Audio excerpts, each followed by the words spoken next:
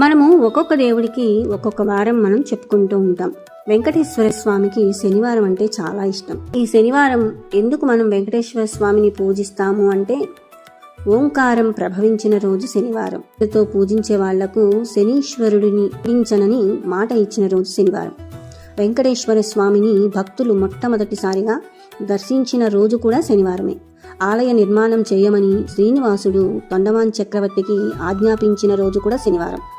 శ్రీనివాసుడు ఆలయ ప్రవేశం చేసింది, పద్మావతి అమ్మవారిని పెళ్లి చేసుకున్నది శనివారమే. వెంకటేశ్వర స్వామి సుదర్శనం పుట్టినది కూడా శనివారమే. అందుకే ఏడుకొండలవాడికి శనివారం అంటే అంత ప్రత్యేకమైనటువంటి ప్రీతికరం.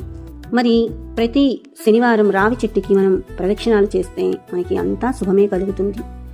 శనిదేవుడి దోషం కూడా పోవాలంటే మనం 7 శనివారాల వ్రతం చేసుకొని వెంకటేశ్వర స్వామిని పూజించినట్లయితే మనం అనుకున్న పనులన్నీ కూడా నెరవేరుతాయి.